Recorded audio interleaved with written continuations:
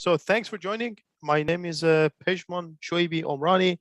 I'm a senior scientist at the organization called TNO, which is a research center in the Netherlands. I'll have one slide and I'll talk about that. And I'm also part of an organizing committee of this Geo Hackathon, which we are actually now in the middle of the bootcamp sessions. Today, I'll give a talk about the introduction to the machine learning, part 1.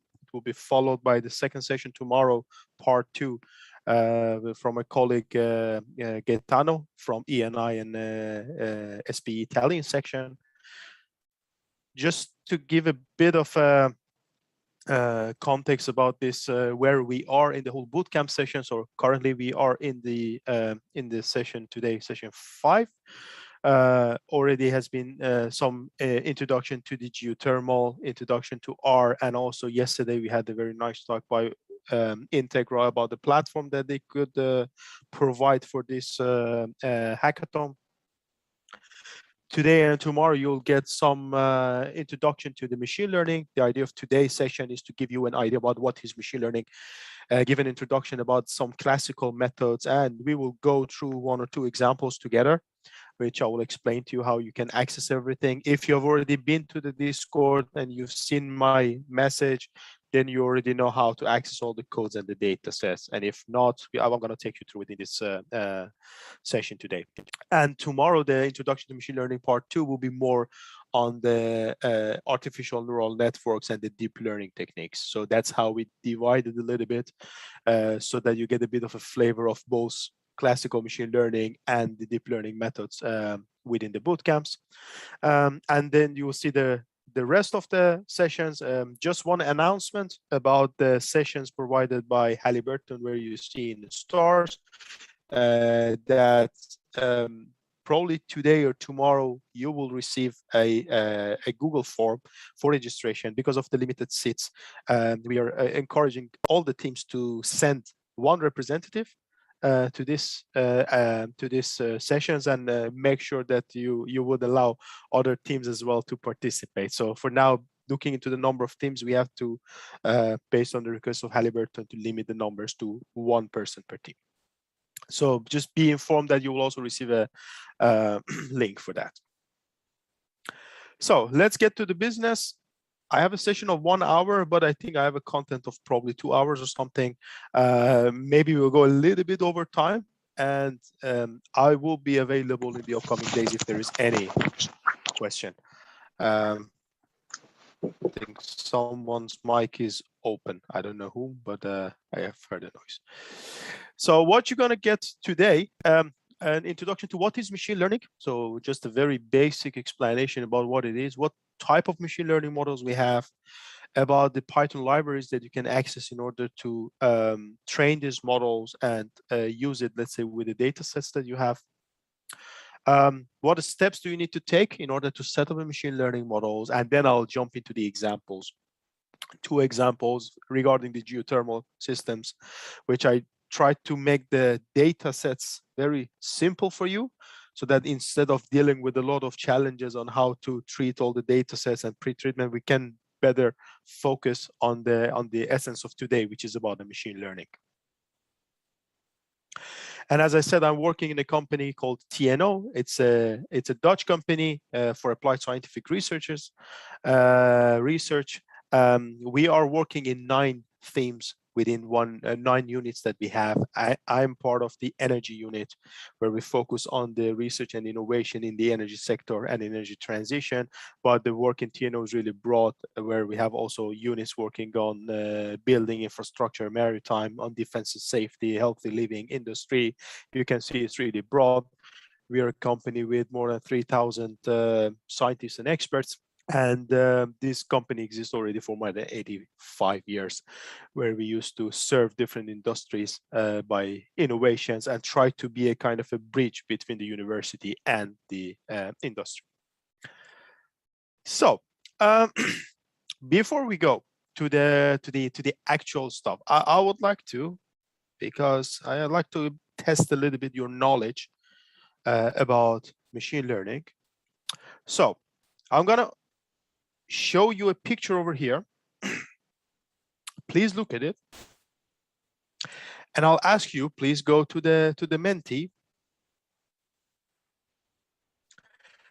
Use the code. So go to the menti.com, use the code on the top, and tell me if you know this person or not. That's the question. So you have about the minute to tell me if you know this person that I showed you or not. What I'll do, I'll actually put the code in the chat so that you can also in the same time.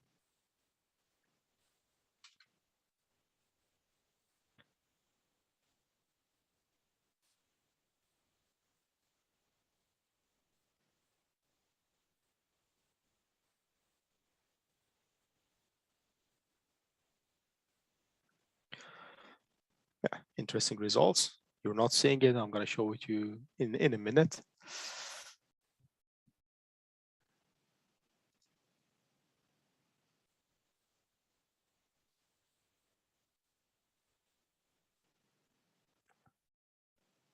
Does everyone has the code, or should I still type it in? Let me. Oh yeah, somebody has done already. Perfect. Thanks. The link is menti.com.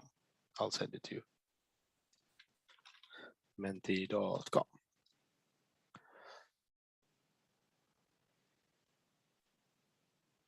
Yeah, the picture, you have to look at it in the slides.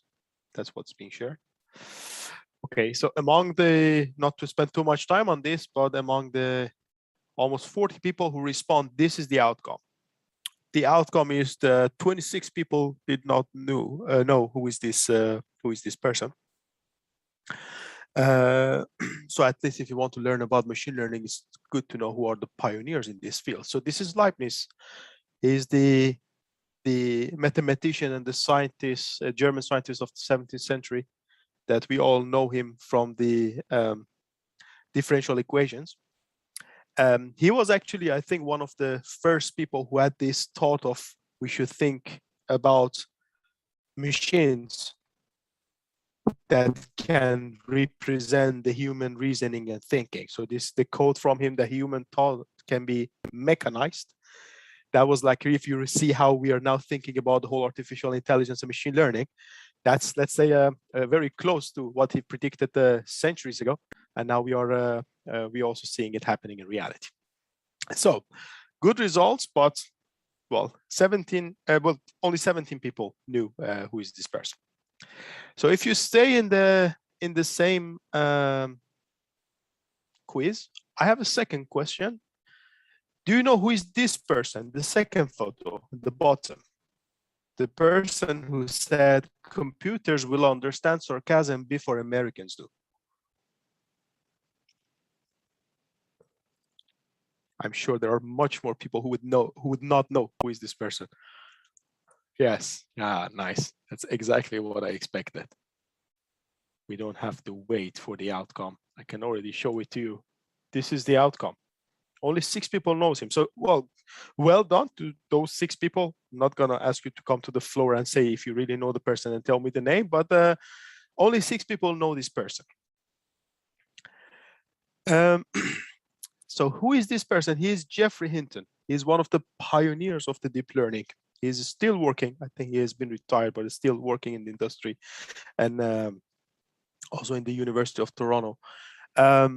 Without, let's say, this sort of person, we could never build the machine learning as we're doing it so easily these days. You know, you just install 2 libraries, Keras and TensorFlow, you just put some layers together, it solves it for you. But it's all the effort of these people who made this whole machine learning science so easily available for us. So please know this person, Geoffrey Hinton.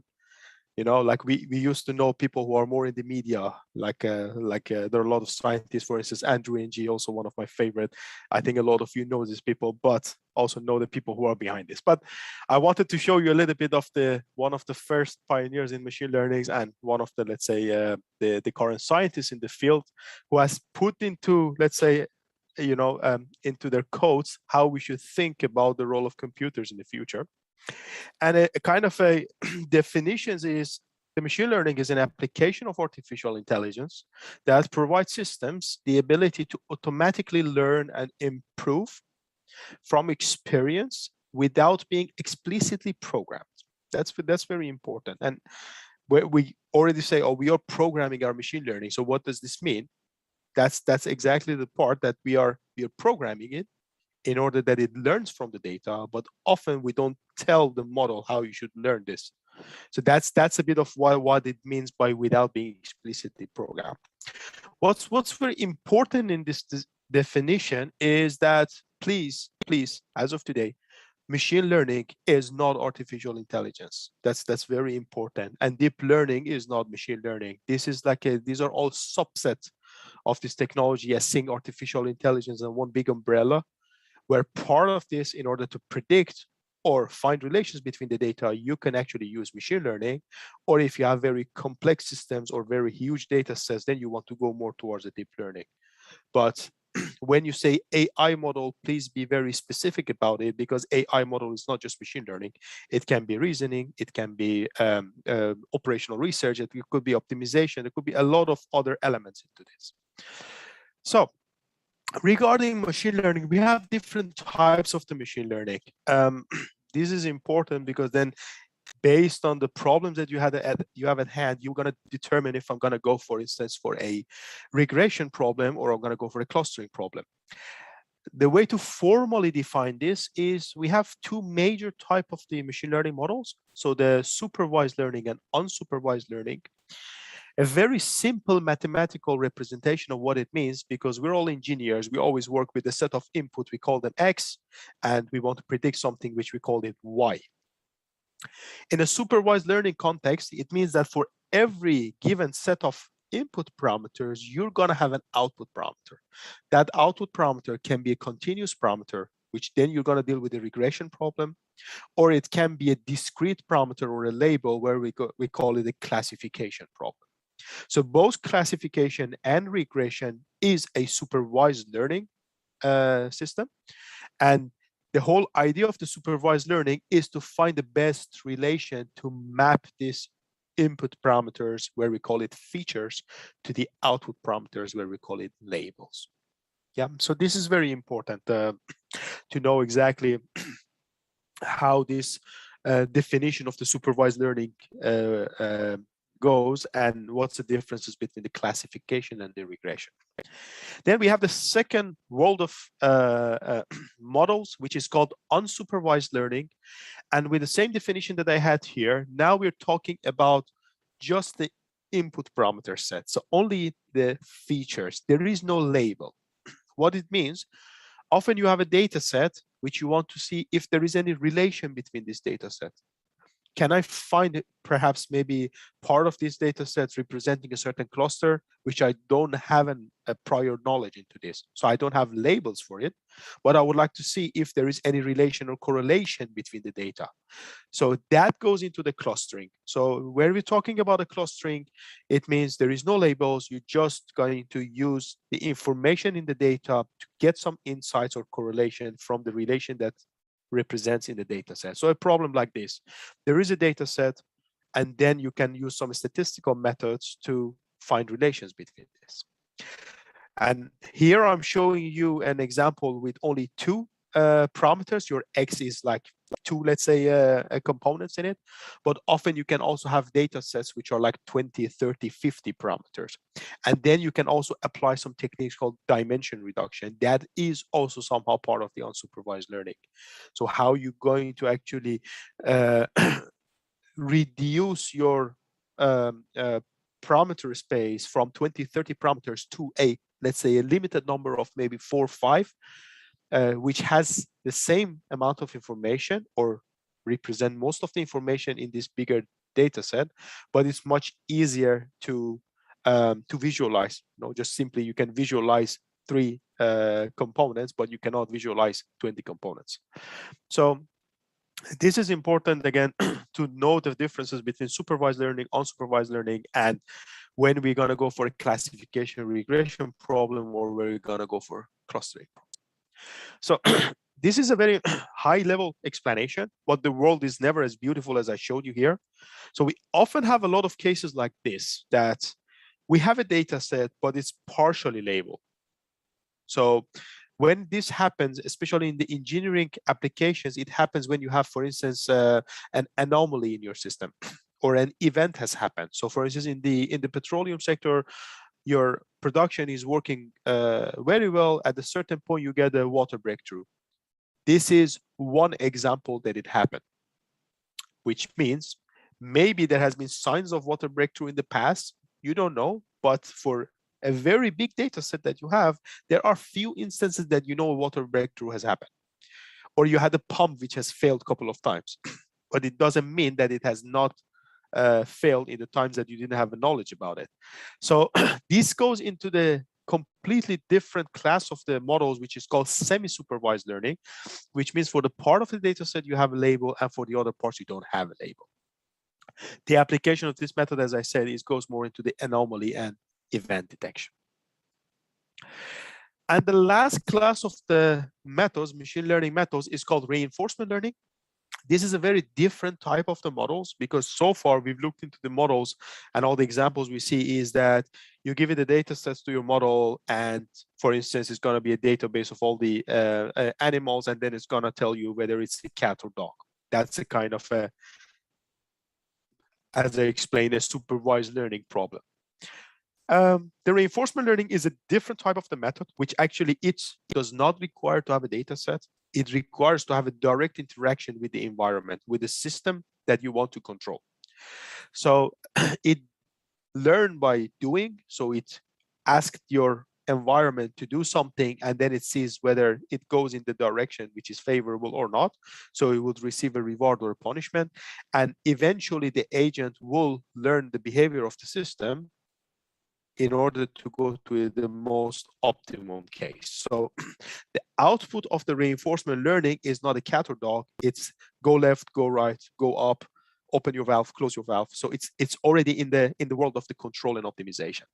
But it's good to know that it's not only limited the machine learning models to supervised, unsupervised, but there are also other type of the methods which are important to have a knowledge about it. There are thousands of ways to let's say to cluster these different machine learning methods, but I would just would like to take you a little bit into more the application side. How can we actually use this? So the course today, the bootcamp today, is mainly with we're going to work with Python. So that's why I'll put you here the list of some Python libraries which are very well known for the applications of the machine learning. The classical methods, which we're going to use the scikit-learn library today as well. So this is like a very powerful library. You have a list of methods for supervised, for unsupervised learning, but also for a lot of data pre-treatment. So if you want to scale your data, remove some anomalous data, splitting of your data, all those things are already available in the scikit-learn, and also a lot of post-processing. So in order to extract the score or a metrics of your model, you can also use scikit-learn. Scikit-learn also has a library for artificial neural networks, but the most common ones are the ones that are listed here: TensorFlow and Keras. I put it in gray because that's not going to be the topic of today. We would mainly work today with the scikit-learn. When we want to think about a machine learning model, like these are the libraries. You can just take a data, you can just plug in a model, follow one or two examples, and then you already did your first machine learning model. But from the experience, I started with this field back in 2012. It was not as broad as what you see now. The libraries were not as accessible as we have now. And I think, to be honest, it was a bit of a better time to do these sort of things, because people tend to really understand what they're doing. And nowadays, because all the libraries are just available, you see a lot of trial and error. And I can tell you, you see more errors than success story. So based on this, it's always good to think a little bit about the process that we go when we want to set up a machine learning model. The first block, the most critical block, define the problem, please. There are instances that, well, I have a lot of data sets. Can we do something with machine learning? You know, those sort of questions are already, let's say, a recipe for disaster. So I have a lot of data. Let's do something with it. It's just like you're going to push a problem into your data set and then show that you can do something with machine learning.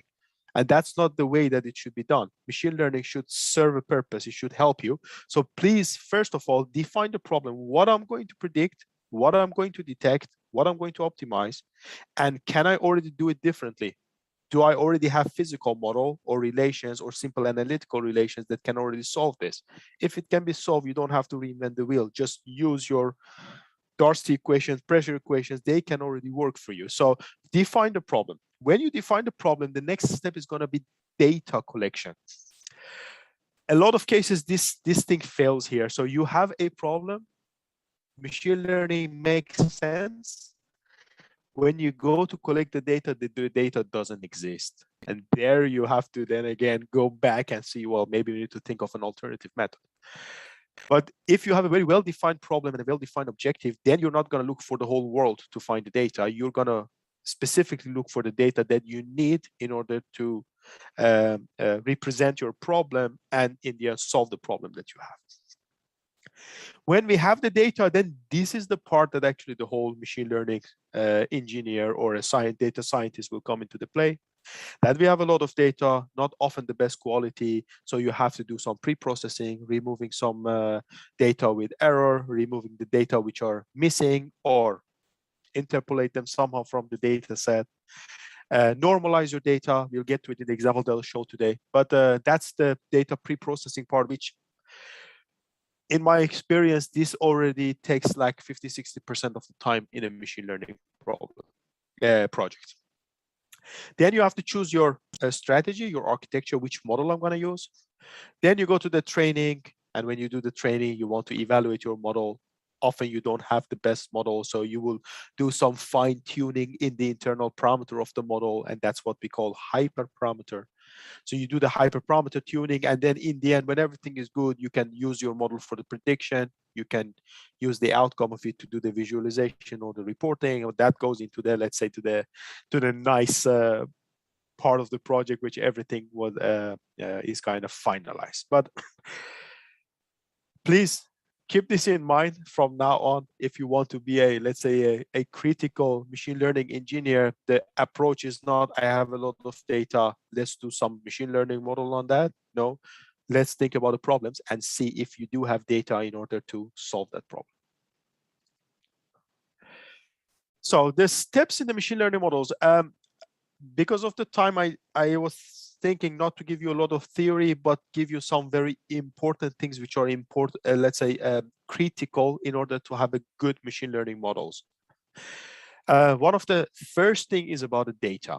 When you've collected your data, when you define your problem, you collected your data, you need to, first of all, if this is your overall data set, you need to divide it into, often into the two categories where we call it the training data sets and the test data set. What is the difference between the two? The training data set is the data that you're going to use in order to calibrate your model. So your machine learning model finds all the relations and then you have the most optimal model. But what is then the test data set? We are in the world of the data-driven models. So your model, if you do not provide any knowledge, any physics into it, it's going to find the relations in the data. If you present all the data to your machine learning model, you would never know if your model actually learned something from the data or it tries to fit all the data points that you have in your data set. This is a visual representation of what I'm trying to explain here. If you have such a data set, let's think about a regression problem. You know that if with this data set that you already see a very nice polynomial, if you make a linear fit, this is just going to be a bad fit. So that's why we call it your underfitting, because you do have possibilities to make a much better fit if you're using a different function or different kernel. So this is just a bad fit. What you can do is that you say, oh, I'm going to put all these data sets there and I'm going to optimize everything like minimize my error in the fitting so that I get the best performance. But there is a danger that you make a fit like this, that you try to go through all the data points. So this might be a very good model in terms of the accuracy on the data set, but as soon as you represent a new data set to this model, you would see the error of the model becomes very high. And that's where we call it that you're overfitting your problem, which means you are trying to have the best accuracy on your training data set, but your test data set is going to be giving you a much higher error. So we have to stay somewhere in between. We need to have optimal fitting. It's not about having a root mean square error of 0. We should always allow for a bit of an error. We should always allow for a bit of a misclassification. But make sure that you have relatively same error in your training sets and in your test set. There are multiple ways that you can do this. So you have a training data, but should I take 60% of this? Should I take 50%, 20% of that? Maybe I want to have a very good generalized model. So what I'll do, I'll make my training data as small as possible. Or I want to have the best model because I have a very small data set. So I want to make my training set as large as possible. So you can do different strategies. As you said, you can make your training data small, but you already make it very difficult for your model to be trained because you want to have larger data sets in order to find more relations and correlations between the data. And if you go for a very small test data set, you're kind of already leaking some information from your blind test sets into your training. So that's also not fair. You're giving all the information and then you can't really judge whether you're overfitting or not. One of the other things which are also very common, especially in the world of the deep learning, is that you're within the training set, you're defining a set, which you call it the validation. And what you do is that this validation is actually used during the training. So you are training on your training set. And in the training set, you are comparing your error on the validation set. And if that error is higher than the error that you have on the training set, that's already an indication for overfitting. So you can also do this part that you go for the validation set. This is kind of a common practice already in the deep learning methods. What we do mainly in the classical method is we try to keep our training data as they are. Whenever we go into the classical methods, it's often because we don't have a lot of data. So if you already put another validation set, there is a chance that you don't make a very good model. So what you can do in order to make sure that you use all the information in your training data, but you do not overfit, that's a part which is called cross-validation. So how this is work is that you're actually having your training data and you have your test data, which you're not going to use it at all in your training set. So this is just a blind test, like you just save the data somewhere else, never show it to your machine learning model. But within this cross-validation, what you can do is that you can divide your data into some partitions, which is called fold. So in this case, you divide your data sets into 5 folds, and you more or less apply what I showed you with this validation data sets on this different split that you made. So you are training your model on 4 of these blocks, and then you evaluate the error on the first fold. You just continue with this with all these splits, and in the end, you are just finding these parameters, which are best parameters based on all these different folding and splitting that you have done. So whenever you're trying to set up a machine learning model and evaluate it as a best practice, always try a cross-validation, because in that way you make sure that you're not overfitting to your training sets and still give the most information possible to your machine learning model to be trained. So this is also important. We try to understand the relations in the data, and what we are using is the statistical methods, which means in the end we are finding correlations between the data. We are finding correlations either in the data set itself in a clustering problem or between your input and output in a regression or classification problem. So we are not finding the causality. We are just finding how these data are related, but what is causing the other one, we don't know. Sometimes this can be very dangerous. You can have a very good model, but it's taking information from the most irrelevant parameter in the world. So the accuracy is high, but does it really make sense? And I always refer to this website here, which is called Spurious Correlations. I just love this example. They take all this information from the internet, they just mine on it, and then they find the highest correlation, which sometimes is just nonsense. So this is like they found that the age of Miss America correlates by, what was the value? I think it was like 90% or something, with the murders by steam, hot vapors, and hot objects. So this is just meaningless here. But in the data-driven world, you can make this sort of mistakes when you're making a model. So it's very important that you make sure that the model that you have, you apply proper sensitivity analysis on it, try different, let's say, cross-validation, make sure that your model is a good fit, but also makes sense. That's very important. So I really didn't want to, even though the plan was to give you, let's say, the full theoretical introduction, but I thought it's much better if I actually give you some hands-on demonstration on how you can apply this problem. And I decided to give you two examples, which one of them is a regression problem and the second one is a clustering problem. So you get a bit of a feeling for both supervised and unsupervised learning example. For those of you who have already seen the Discord, I've already shared the link. So for those who are on the Discord, I can just bring it the screen. So what you need to do is to go to your Discord, and on the left panel you see the Bootcamp Machine Learning Part 1 tag. Over there, I send you the link to my GitHub where I put the two Jupyter notebook that I'm going to go through it today. With 96 people, it would be impossible to make a very interactive session that, if one part of it is not running or you're stuck somewhere, it's just impossible. So today I'll just go through the example and explain. But through this channel, please make it interactive. If you run into any problem, if you have new ideas, just put it there. The whole idea of Discord is to have interaction. And I also the data sets that I'm using for this examples, I also made a zip file for it. So there are two data sets for the clustering and one data set for the regression problem. So everything is there. You have access to everything. If you have also difficulties accessing the Discord, a few colleagues of ours also online, so you can contact them and they can solve the problem.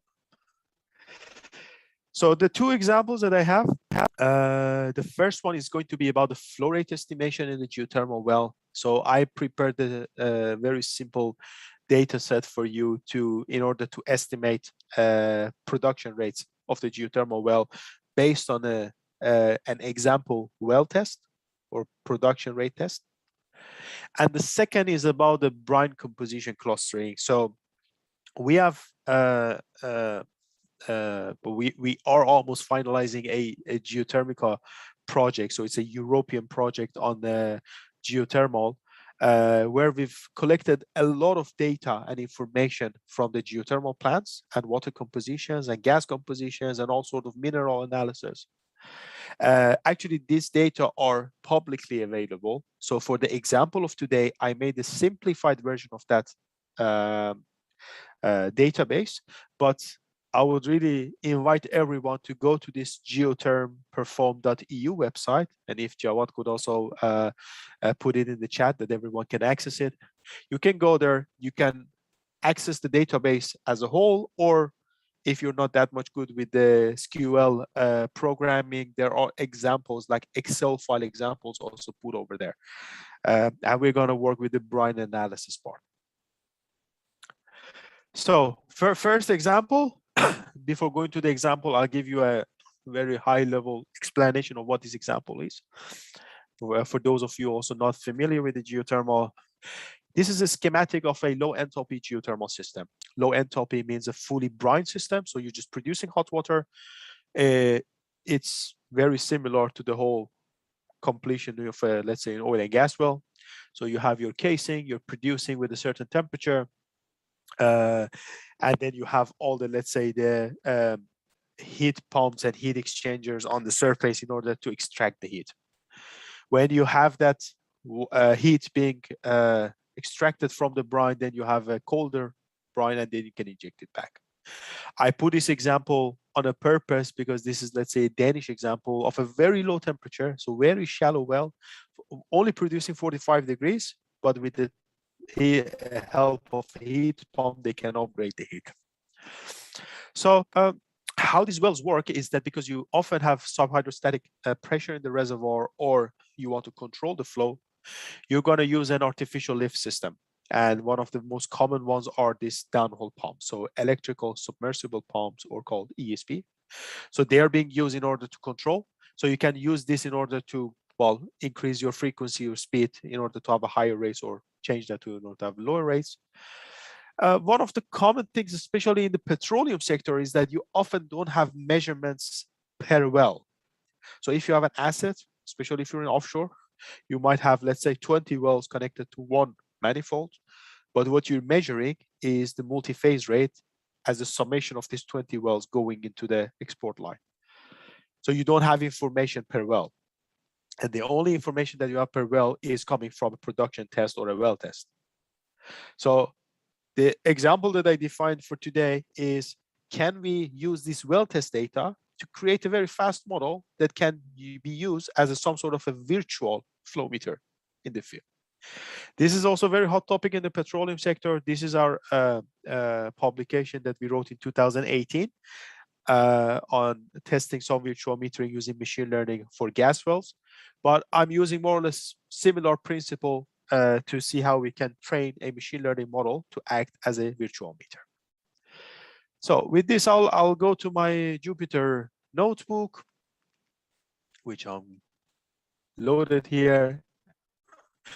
Already the let's say the fully trained model and with some visualization is already available in GitHub. So the ones who are not that yet up to speed with the whole Python, you can also just browse through what we're going to do today. But so I'll start from the beginning, where before we can access the data, which is in the CSV format, in the comma separated format, yeah, we need to first load them into some sort of a data frame. So I'm using pandas as a data frame. It's quite common. Some people would like to directly use NumPy for it, but the Panda has much more options if you want to sort your data, remove some non-existing data, and those sort of things. So I'm importing 3 libraries, pandas for my data frame, NumPy, because sometimes in order to use the inputs in some of these machine learning models, you need to have them in the NumPy format. So I'll also load that, and then the matplotlib, which is the for the plotting. I'm not going that much into the details of it, with the assumption that you have already looked into the introduction to Python videos. I explained a little bit because I saw on Discord there are some challenges still. So, but the goal is not really go through everything.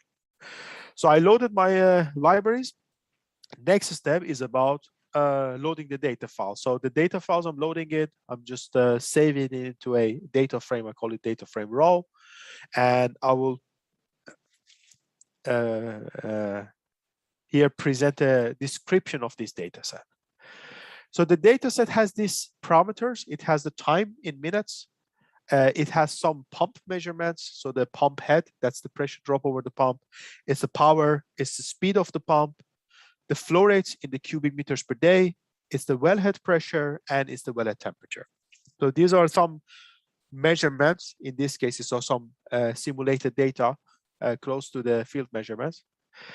I have these parameters. In total, I have around 4,000 data points in time. And you can see how these data sets are varying. So how much your pump head is varying, like it goes from the low value of 10 bars to the highest value of 31 bars, and you're producing geothermal fluid in this range of your pump curve, your pump head between 3,500 cube per day to 7,500 cube per day.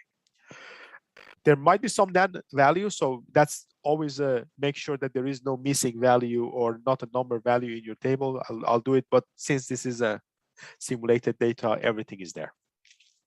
So just to give you a bit of an idea, I'm making a plot for the flow rate over time and the pump speed over time, just to see what we are looking into it. I said I made this example as simple as possible for you so that you really focus on understanding how you should set up your machine learning model. But in this case, what you see in this example well test, the pump speed has been changed over time in the steps of sometimes 1 or 2 hours. And then you see how the flow rate is changing over time. So there is a bit of a noise on this flow rate because we're also changing the wellhead pressure at the time. So in this example, it's not only the pump which is controlling the flow, but the topside pressure is also changed. And in order to plot that, because the wellhead pressure is at the different value compared to these high values for the flow rates and the pump speed, also made a plot for the wellhead pressure on the second axis. So you could also see that in this case, the wellhead pressure in green is, maybe I should also just, because I forgot to put a legend here.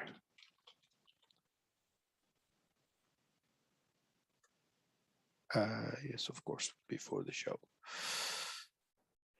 So you can also see the wellhead pressure being the red one. So a combination of your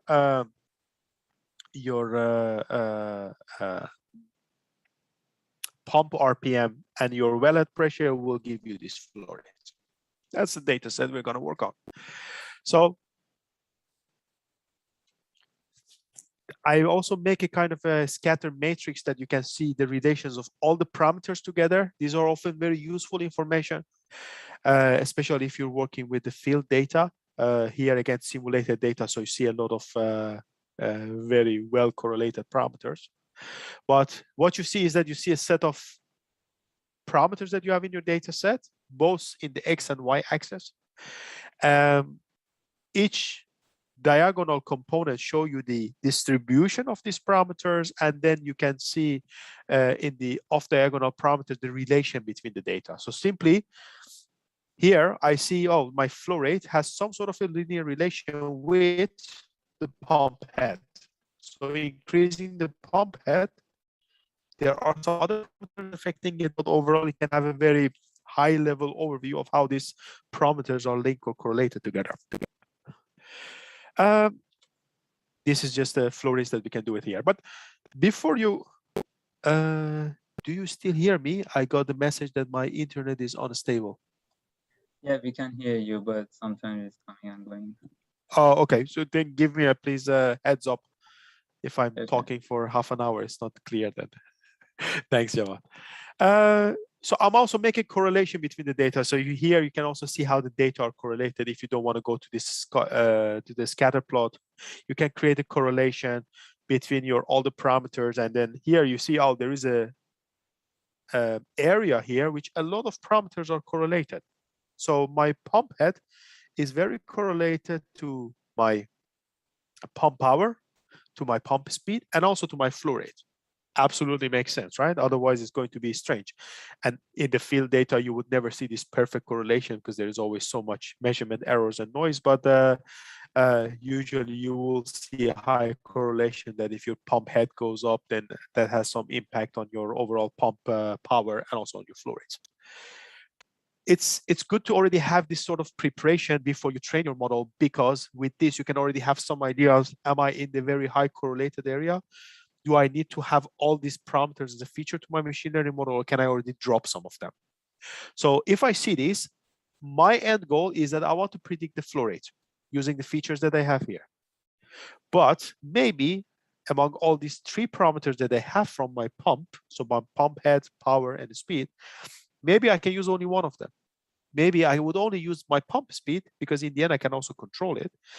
And if I have a good model which can tell me my flow rate as a function of my pump speed, later on I can also very easily calculate how much pump power and the head I'm going to have. So you don't have to put all the data in your machine learning model and over define your problem. So I'm using this correlation matrix to already drop some of this feature when I want to train a model. So I'm going into the training set. So initially, I just want to know how my columns are written. That's what I wrote here. I make a very simple model. I use only 3 features. I'm going to use pump speed. As I said, I'm not going to use other features in my data set. I'm going to use wellhead pressure and wellhead temperature to predict my flow rate. This is a single phase production line, so only brine. It's maybe even just with 1 pump speed and wellhead pressure, you can already have a very good accuracy. When you go to the multi-phase cases, then of course the wellhead temperature would also have a very good correlation with your flow rates and with your multi-phase rate. So for now, I also include it, but just knowing this case, which is a simple case, you might also get along with only using 2 features. So I'm defining 3 features. These are the inputs to my machine learning model and a predictor, which is the flow rate. So this is my output that I want to define. So I'm defining this in exactly the same way they are represented in my CSV file. So I have to pass them through my data frame to say, okay, I want to now have these parameters from the data frame to be used as the features, and this parameter flow rate from the data frame to be my label. The next step that we have is we have the whole data set. We had this 4,000 data points that you found in the description. So 3,876 data points that we have. And now it's time to define how much of this I want to use for my training and how much of this I want to use for my testing. This is split that I already explained in the theoretical part. It might be good that once in a while we go back to this slide to remember the things that I explained. So this is the part. We want to make a split. You can do it manually, but the nice thing of the scikit-learn is that it has a function already for you that you can do the train test split. So you can split between your training sets and the test set. What you need to do, you're just going to define what is your data frame. So what's your overall data set? What is the size? So how much of this do you want to put in on training and how much do you want to do on the testing? So in this case, I'm just using 10% for testing and 90% to be for the training. And you can use different methods for this split. For now, I'm just using a random method. So in my whole data set, take 90% randomly as a training set and take 10% as a testing set. If you want to do it in a real application, it might make sense that you do it in a sequence way. So for instance, take the first 70% for the training and then test it for the next 30%. It's up to you based on your application how you want to do this.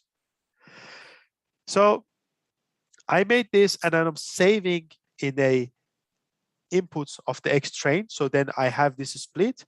I say, okay, in this split, take these features that I have defined, and then it's going to be my input for the training set. In the data frame that I split it here, I pass in the features, and then I have my input for my test set. And in the same way, but this time I'm putting the argument for the predict, the flow rate that I defined here, as an output for my training set and output for the testing set. So I define the features here, I define the predictors here, I made the split. So if I just run this, I already have my test sets and the training sets, both the inputs and outputs, that now I can train my machine learning model. All right. Okay, I thought there was a question. So here, there are different methods that you can, now we have prepared our data sets, we have made the split for the training test set, and now it's time to pick a model and then train our models on it. So as said, I'm going to work with some very simplified methods. So I'm going to, from the scikit-learn, show you a little bit of a linear regression. So the simplest method on earth that you can find. I'm going to show you the random forest regressor, decision tree regressor, and SVR. And in order to create the architecture, I always suggest to the people to create pipelines. If you use these pipelines, it's a much easier way to reproduce the results, and it's much easier way to avoid any leakage in your pipeline, because sometimes you define a model somewhere, then you find an optimizer somewhere else, then you have the hyperparameter in another block, and often you change them because that's what you want to do in order to find the best accuracy, but you don't do it systematically. If you define everything in a pipeline, as I'm doing here, so I'm defining a pipeline which says, I would like to apply this sort of scaling on my data, and I would like to use the decision tree regressor for the data. I have everything defined here. You can also make your pipeline very extensive. Define all your loss function, optimizer, hyperparameters. You can define everything here. So if you do it, then you have only one block to change your model. You don't have to look for it. So I would just say, get this from the scikit-learn, get your pipeline, and then in here, I'm going to apply the scaling to my data set, and I'm going to use, for instance, the decision tree regressor for this. Can this data be used for the supervised classification? Yes, doesn't matter. So you can just here go for a classification method. So we have a SVR, support vector regressor. You can also go for SVM, which is a support vector machine, and that's just a classification method. So you can use exactly the same pipeline for your clustering, for your classification or regression, doesn't matter. So I created my model. This model is going to take the data set in my training data set, going to scale it. That's very important to always scale your data. And it's going to apply a decision tree regressor on this data to find this best model. I'll start with something simple. As said, I'll start with the linear regression. And here I'm going to fit my model or train my model based on the training set, which is this is the feature, and this is my label or the output. So I'm going to train this. When my model is trained, I'm going to use the trained model to predict my output parameter. And I'm going to predict how it worked based on the training set and how it worked based on the test set. So this is the step where you train your model. This is the step that you use your trained model in order to predict your output. And you also have a very beautiful syntax that you just take your model, dot score, and you pass it the data set, to your test data set, and it will just give you the R² value of that prediction.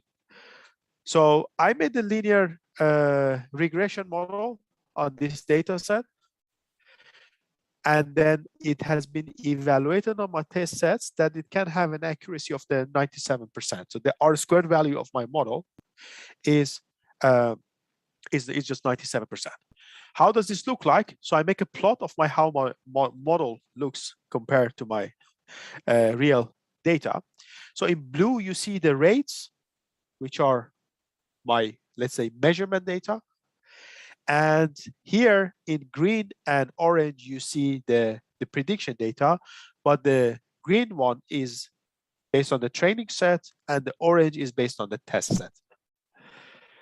So this is very important, and on purpose, I made this example. What I wanted to show it to you. In the whole data science world, in a lot of cases, R² or root mean squared error is kind of the truth. Or you have like R² of 95%. Can't get better than that. You have the best model. But we as engineers would like to see how it actually looks over time. Like how my pressure, if I'm using machine learning for predicting pressure, how it's going to look over time. If you don't make this sort of time series plot, you're always going to be kind of tricked by this very high R² value. But in reality, you see that this is not a very good model. You have a kind of a bias error. Sometimes your rate actually goes down and your machine learning predicts that it has to go up. So you got to be a little bit careful not to only look into the R² value. Always make a plot to make sure that, you know, especially the time series for me, that's the best visualization that you can really find if your model is doing great or not. So in this case, what we see, you can even make a regression plot for that. Things here becomes a little bit more clear that you have a lot of under prediction in the high production rates and over prediction in the low production rates, but this is definitely not a very good model. So let's try something else. As said, let's go, for instance, to the random forest regressor. So I'll just go to my pipeline. You don't have to change things everywhere. And now I say I want to use a random forest regressor. You just redo everything. Well, now we are at the 99%. Looks like we are on the right track, but let's, yeah, you see, this is just a perfect model. With only 3 features, you could predict the flow by 99%. And you can see that you have a very good distribution of your training test set. And also you could capture the trend. So your production rates goes up and down, everything can be captured by the model. Even if you go to your regression plot, you see things are good. Maybe on the high rates, you have more test data here, which are a little bit noisy, but overall, you just have a very nice match. Again, these are available, so please go through them and make sure that you can just test all of this. Again, maybe just for fun, we do one SVR as well. The SVR is really bad here. So the support vector regression is not the best method here. So 43%. Let's see how it looks like. It's pretty bad, huh? So, and it doesn't mean that the model is bad. It means that based on the default parameters, this is not the best model that you can use. Yeah. So this again. When you go to the SVR, there is a list of hyperparameters that you can optimize. I would like to go back to my slide. So because now we're talking about SVR, these slides will be available to you if you want to also understand a little bit what's behind these methods. But for instance, this is how the SVR works. It looks quite a lot like the linear regression workflow. The whole idea of the SVR, this has been mainly used, the support vector has been mainly used for classification problem, but people are also now extending it to the regression problem. And the whole idea is to have, based on your data, find some, they call it hyperplanes, which can best regress in your decision boundary, in this case, in your, let's say, in your regression. So for your, let's say, mapping of the inputs to the output. The nice thing about SVR is that it will allow for a bit of a, what do you call it, a margin. So you can allow for a bit of a bad prediction. That's a nice thing, that it helps you not to overfit. And you can change, of course, your hyperparameters in terms of C parameters, your kernel parameters. So you can change these parameters in order to improve your machine learning model. So just the basic thing that we tried didn't work here. But maybe if we try a different set of the hyperparameter, maybe it works better, right? We can try this actually if you like. I'll try one small thing and then we can close this. So I'll take this decision tree regressor. So decision tree, in principle, you're starting with the base tree. You just go down into some depth and try to understand the relations between the information through this, let's say, the trees that you're creating, the branches that you're creating. Maybe I'm saying it by words doesn't make it very clear, but this is how a decision tree regressor works. So it starts from a, let's say, a one sample point, and then from there it kind of makes these branches based on the relation of this sample point with the other sample point, or in this case, because you want to do it for a regression problem, to your output.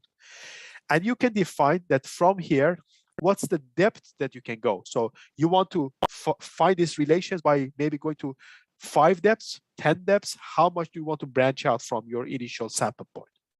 So let's say I want to start with a decision tree, and I want to go with the max depth of 2, which means I'm not going to allow my tree to go more than 2 layers. Let's see how this will work. And here I also show you how you can define a hyperparameter in your model. Well, it says 97%. Let's not be tricked by this number. Let's see how the prediction looks like. So this is what my decision tree predicts. It can predict some of these high production rates or the data that you have a lot of information on it, but in transition, it's not doing the best job. So is this a bad model? Of course you can test. Maybe if I increase the depth, because then it might also better understand the relations from one rate to the other one. And here you see that, yeah, your model is getting better. So you have to also play around with this to really find what's the best set of inputs, hyperparameters for your model.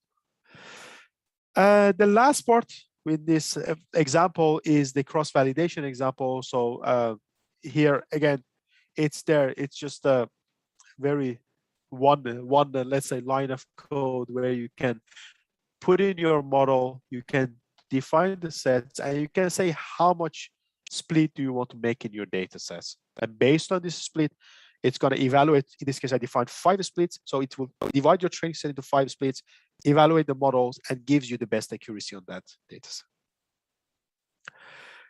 So we've browsed through the first case, and we're already over time. I already said that I have a content for more than 1 hour. In principle, I can stay for another half an hour. It's not a problem for me to also browse through the second case and also take some questions. But it's also up to you if you're around. I still see that almost we have the same number of people from the beginning. So still 85 people online. Are you okay if we stay a little bit longer to first of all take your questions and also go to the second example? Yes. Well, I see a lot of yes, sure. That's a good sign.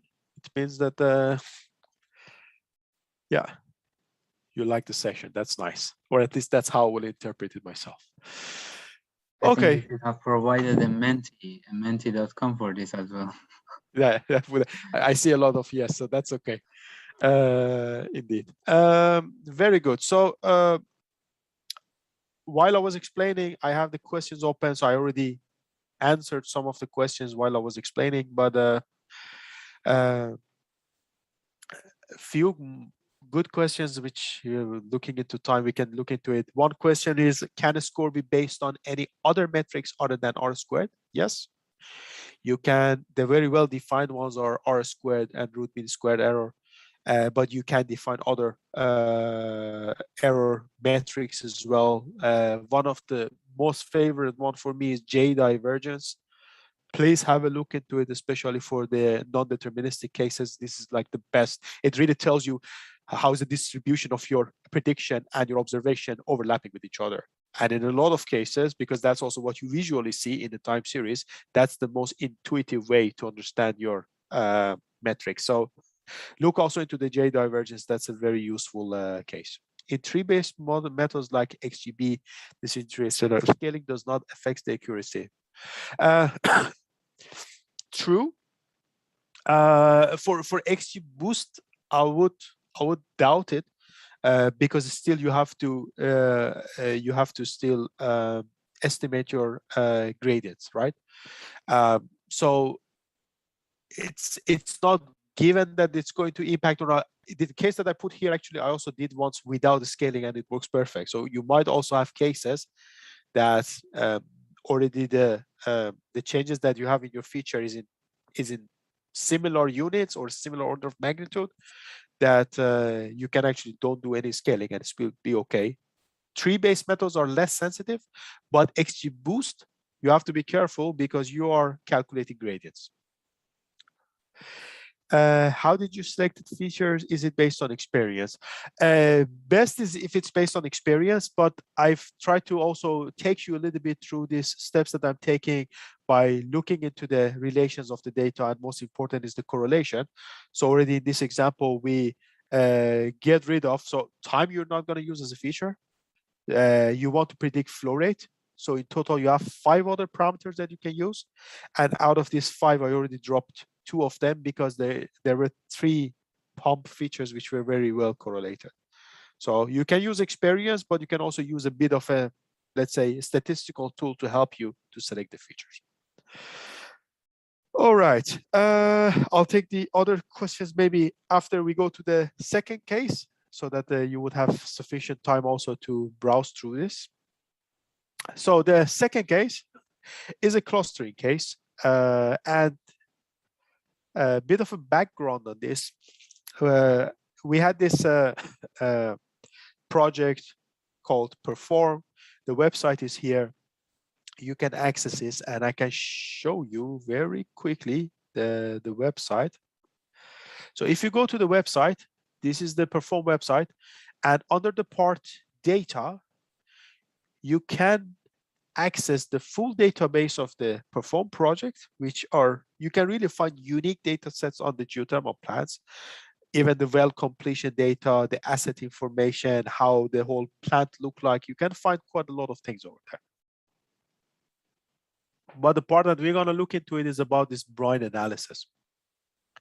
You can access the database, make your queries, and get whatever data that you want. But for some newbies in the SQL world, they also provided some Excel file. So you can just download these Excel files and already access this information, which I'm going to present to you anyhow.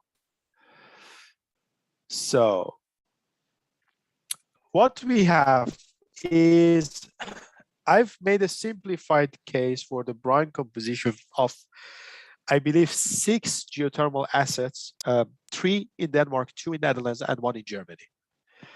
Again, I'm just getting again my pandas and all the libraries that I need to load the data. And I'm loading the data, which I've provided to you 2 data sets on Discord, a data set 4 and data set 6. Data set 4 has more data points, but only it contains the brine composition, so all the ions that you find in the water. The data set 6 has brine composition and gas composition, because the gas composition was not often measured, then you have much smaller data.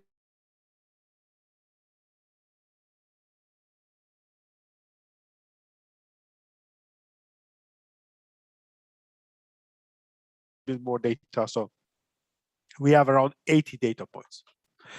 And what you see in the data sets, we have pH measurements, the let's say the carbonates, the different ions. So you see in terms of the milligrams per liter, calcium, sodium, magnesium, barium, lead, and there is a label, and this label is actually the site label. So there, in this case, we have, let's say, these 6 sites. Just for your information, I also load the data 6 once. So here in the data set 6, we have only 37 data points. You have exactly the same brine composition, but you also have some gas composition. So oxygen, nitrogen, CO2, you can also find this. For now, I'll work only on data set 4. Again, the same plots can be made in order to understand if there are some relations between these ions or not. But the problem that we want to solve here, we don't want to predict anything in terms of, I have this brine composition, am I going to get corrosion or not? Because we don't have those information available. But what I can find is that I have brine composition from different sites. Can I find any relation between this brine composition? Because I'm dealing with like 10 different ions, 20 different ions. It's difficult for me to really understand that relation.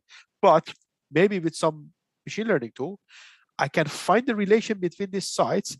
And then if I say, oh, there are 2 sites has very similar composition, then you can see if that site has a scaling problem, and then you can say, oh, probably the other one might also have this scaling problem. So the whole idea here is to do an unsupervised learning, no label to be predicted, just find the relation between the data.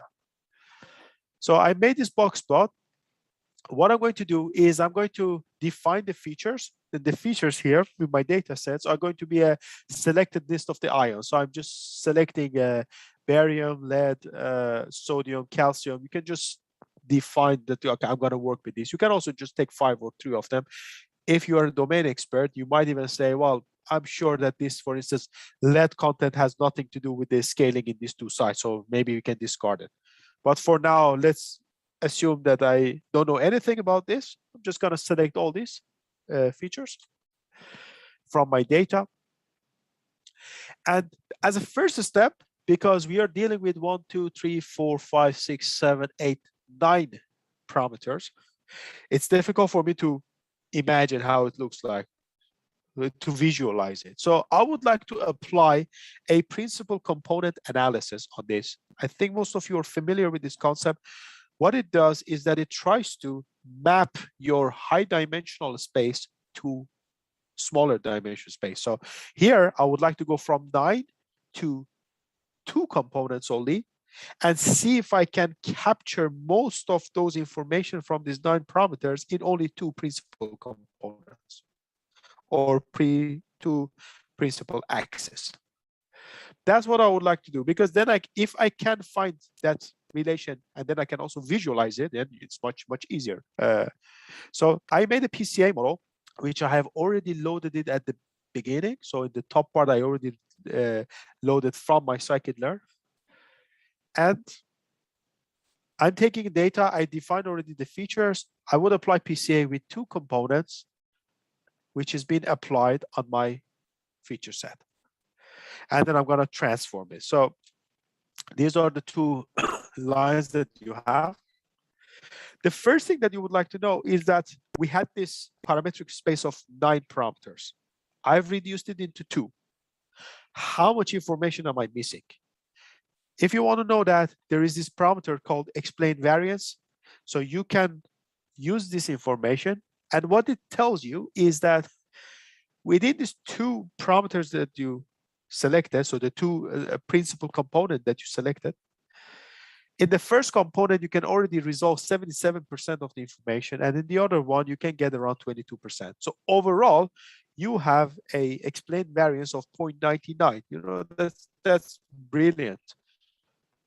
Now you don't have to work with 9 parameters in order to do the clustering. You can only do it on 2 parameters, which explain 99% information on your higher parametric space.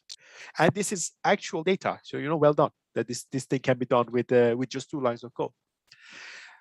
So what I'm doing is the next step, I'm just plotting the information in the 9th dimension only in the 2 principal components. So the component 1, component 2, beautiful. This 78 data has been represented in the 2 components, and you already see that there are some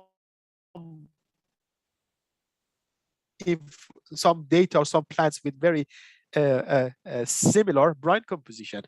It's really difficult to find it just by looking into the data like this, but now you can find this through the PCA. So there are some ways to also extract the information, but one of the most important things is I made these principal components, but which of these 9 features that I've defined here contributes more to this principal component that I've found. And for that, you can actually, from your models, you can get the PCA components and make these beautiful bar plots, which what it tells you is that you have the first bar plot for the first component and the second bar plot for the second component. And you have all the 9 features that you have defined. What it tells you, apparently in this data set that we have, sodium and calcium, they provide most information about this. So apparently they are the determining factor in these data sets. If you have these 2 components, maybe even if you would just only use these 2 components, we would already be good in finding the relations between the fields. And it says, well, magnesium, strontium, and potassium also has some contribution to this, but maybe if you, sorry, this was the manganese. If you get rid of your barium in your analysis, you'll be okay. It doesn't really explain much. It perhaps acts as some sort of an error or just a random noise on the whole data set. But this is the outcome that we got on the 2 components. But let's see, if we go to the higher number of components, let's go, for instance, to 2 components, let's go to 5 components. Let's see how will that look like? Because we already explained 99% of the information, but is it consistent if I also go to the higher component? So I just went to my PCA model and I put 5 components. Let's just go and see how much of the model. So this is now 9999. So you're almost getting close to the 100%. If I plot the first 2 components out of the 5 components that I projected to, I get a very similar, maybe even identical results. So this is good. This also shows a similar results. And you can go to your explained variances. So explained variance tells you about how much information. So the numbers that I showed you here, you can also make a bar plot out of this. It's very consistent with the original outcome that we had. So already the first 2 components tells quite a lot about the relations in your data set. So already with 2 components, you're doing a good job. You don't have to do 5 components. You even see the 3rd, 4th components contributes almost nothing to your dimensionality reduction.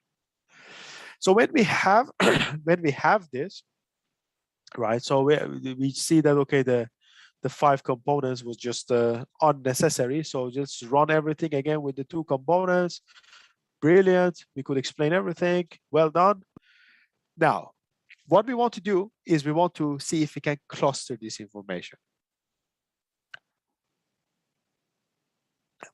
For the clustering, I just use the most standard method, which is called k-means. And k-means, what is going to do is that you have to prescribe how many clusters do you want to get. That's a bit of a strange thing of the k-means. There are methods that are going to find the clusters for you and the number of the clusters.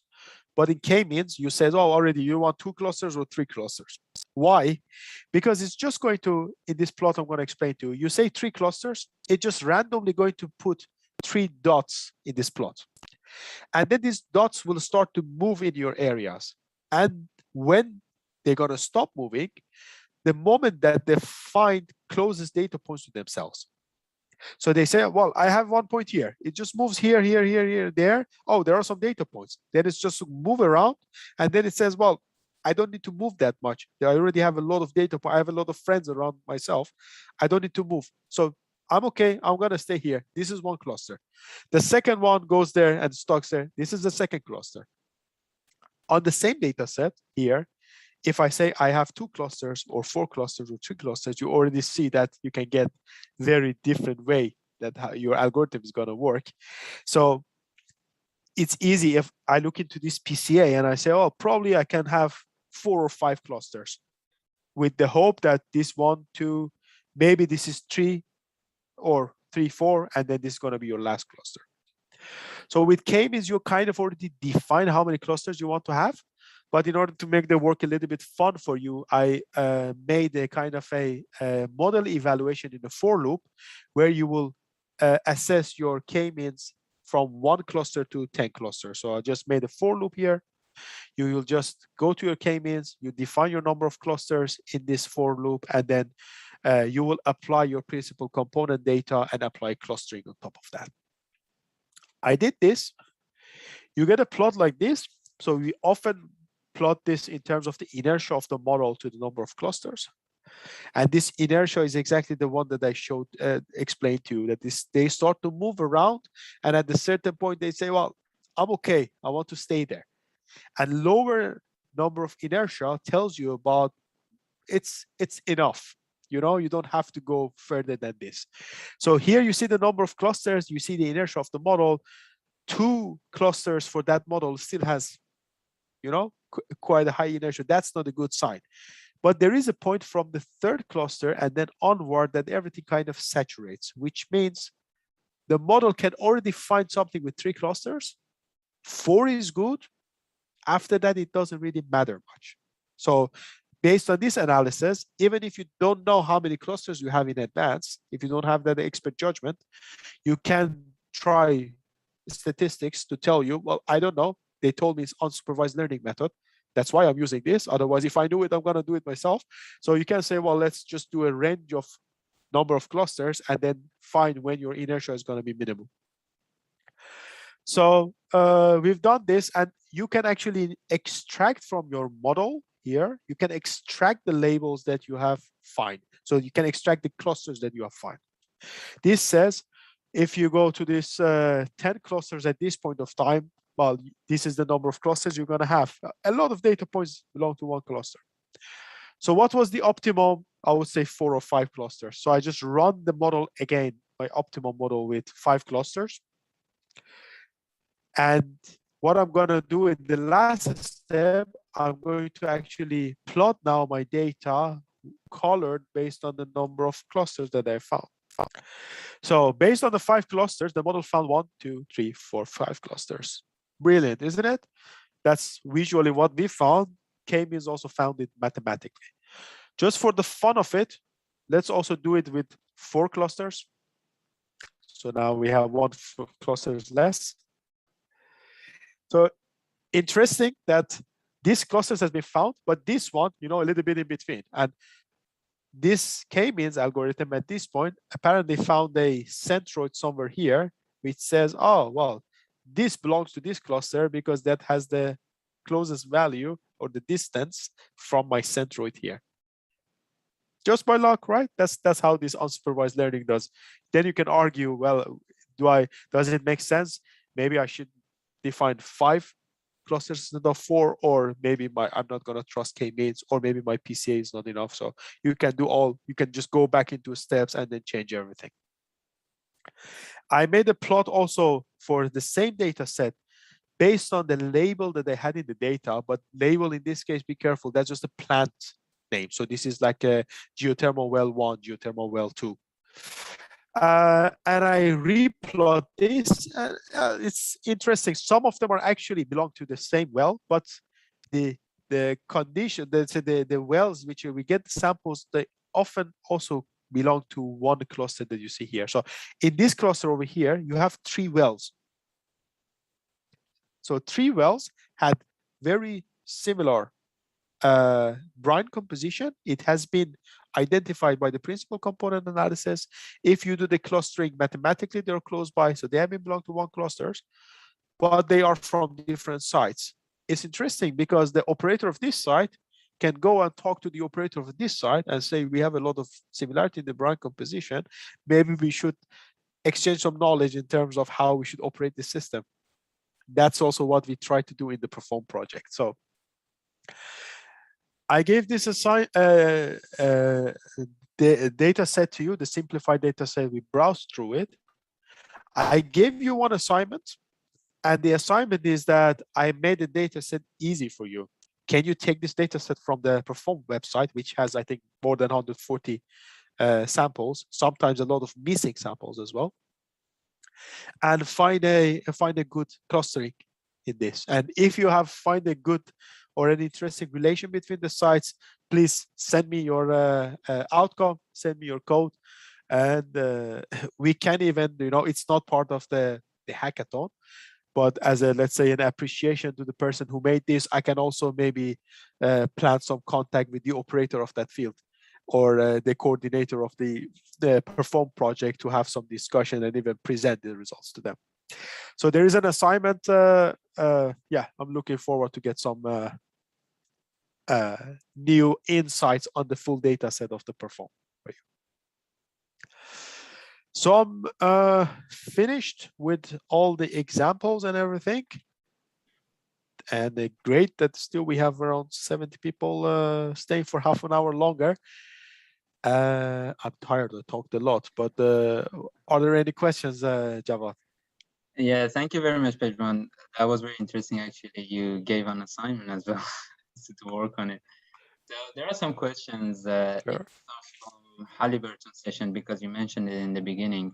So the question is, are the Halliburton sessions done on R or Python? The Halliburton session will be on Python. On Python as well, yeah, right? Yeah. Okay, thank you very much. I think you can answer this question as well. Again, is related to Halliburton sessions. Is it going to be like for every session. So basically, you said from each team they can just have one person in the Halliburton. Yeah. So and there are 3 Halliburton sessions. So Yes. is it going to be that one person for all the session, for all 3 sessions, or they can choose different people for different sessions? To be honest, that's like I'm also not really organizing the whole Halliburton session, but I think that's something that the teams can discuss it between each other. The preference from Halliburton is like one contact following all 3 sessions, but I can imagine maybe you cannot join all the 3, and maybe you ask a team member, as long as you just inform it, that should be okay. Yeah, but again, I'm not organizing this, so this is something that has to be discussed with the organizer of the Halliburton. So Yeah. I'll follow it up, and I will Perfect. send an email to everyone before the Yeah. Halliburton sessions. Okay. Very good. There are, I think, some technical question also for my session, right? So in cross-validation, the faults aren't independent. So aren't we introducing the errors again into the R model? Sorry, didn't get it. We're introducing what into the model? In cross-validation, the faults are not independent, right? So are not we reintroducing the errors again into the model? So the way you can create this splits or the different faults. So I showed you one way that you can do this. I can again get back go back to that slide. So I showed you this method, which is like a very nicely you just have defined sections and you just do it based on this. There are methods that you can do it in a nested way. So in the steps you can increase this. You can do it in a fully random way. So you can do different way of this. But the question I would actually answer the question with a question: what's the danger if you don't do it? Because if you don't do it, and if you go with a fixed training set based on how you're making a random sampling, you can also be very wrong, or you're overfitting your data. So the gain of doing it is much more than not doing it. That would be maybe a simple answer on this question. So another question is regarding the splitting.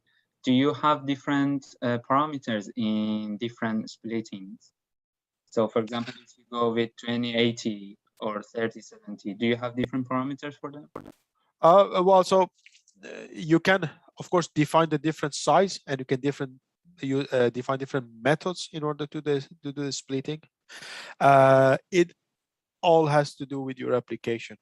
Yeah. So as said, sometimes you want to just randomly distribute everything. That's what I did here. But if you follow the paper that I referred to in the slides, in the work that we have done here for the virtual metering, actually we made a slice in time, and we say first year of the production we're gonna do the training, and then the next year we're gonna test it. It really depends on your problem. So there is no general recipe how you should do it. There are multiple options that you can do this. So if you go to the scikit-learn, you can learn all the options which are there. But there is no, let's say, a one size fits all. You have to look at your application. Okay, so there is another question. I lost it. Okay, so there was an example. You used 90% of the data for the training and 10% for the test. So the question is, will we have any overfitting because of this 90-10%? Yeah, so that's a very good question. It's still quite a lot of data. That was the example of the regression case where I did a 90-10%. So I'm saying, is it related to the size of the data? Yeah, so I mean, in this case, if you go 90-10, you see that your training set covers quite a lot your time series. So in this case, you're okay. But in some other cases, maybe you should be a little bit careful, put it a little bit smaller. But yeah, with this case, still 10% has a good coverage in the whole data set. Okay, The question is there some guidance material on what machine learning methods work the best for particular types of analysis? That's a very good question. The simple answer is no. But I can give a very generic observation on this. In our industry, whenever we're dealing with the time series data, we don't have that much information. We have a lot of data because we are just recording data every minute or even every second. But often the plants are operating at a very stable condition. So maybe if you look into the history of the data, you can just condense everything into like 20, 30 data points because you don't have a lot of variations. So people often go into the direction of using artificial neural networks as the first instance, because first of all, it's cool. Second of all, it's easily accessible. You can just get a library, just follow one example, and then you've done your first artificial neural network. I definitely suggest look into the classical method, because for the time series application that you have limited data set, these classical methods, especially the random forest and the more extended version, which is XGBoost, found to be quite powerful and successful in these applications. So no need to try artificial neural network on all the cases. Try to also look for this smaller, to this, let's say, classical method if you have a smaller data set. That's a very general guidance I can give, but there is no cookbook for the examples. So basically, I think you answered this question as well, because so it's asking, for each machine learning model, should we search on documentation to find all the hyperparameters that we can use, or is there any common good practice for that? There is a very good practice. Google is your best friend. Yeah. So I'm just, I think this thing actually, that's the whole idea of the bootcamp.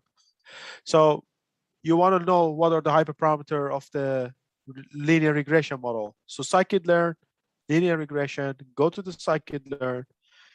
Here you will find all the argument that you can put in the system, all the hyperparameters, and even going down, you will find an example of how you can set it up the model.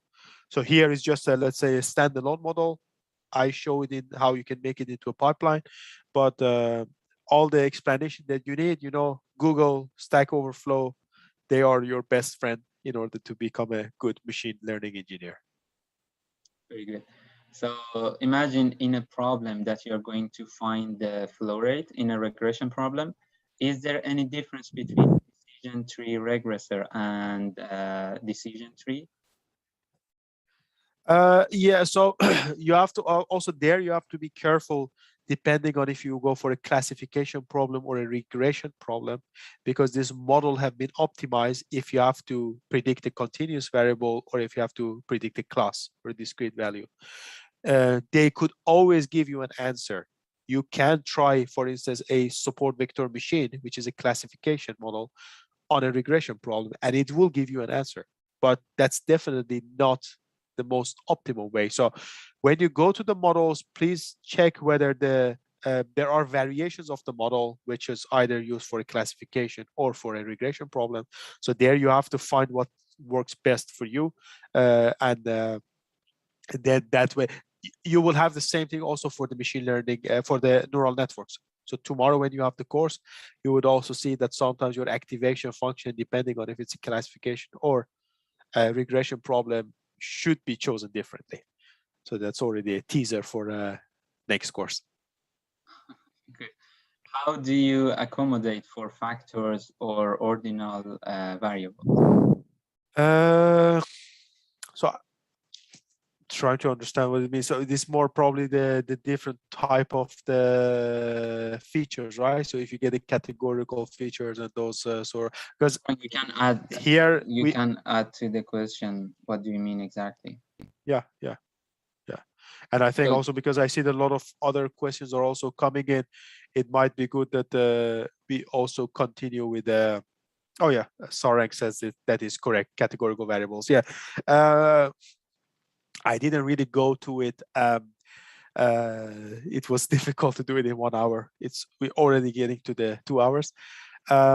My suggestion is for the one who are following Halliburton course, because there is a session on text analytics where you would also see you can sometimes even use exactly the same machine learning architecture, but then being trained on text data or categorical data.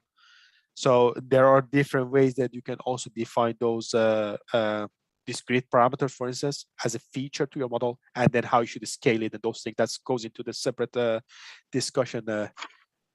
Short time to show it also an example there, but very good question, Sarek. Good. The last question for now is the data can be time series. I don't know how is it related to the last thing you were talking about?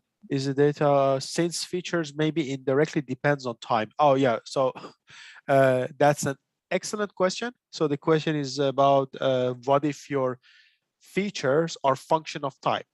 So a simple example, in petroleum sector, you have a reservoir pressure, which is function of time, right?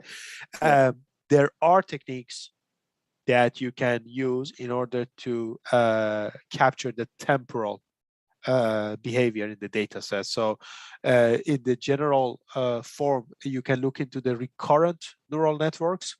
They have been optimized to capture the time dependencies. There are also some time series methods like the more classical, like ARIMA type of method that you can use. But at this point, a lot of deep learning methods are being used there. And one of the state of the art is a technique called LSTM, which stands for long short-term memory networks.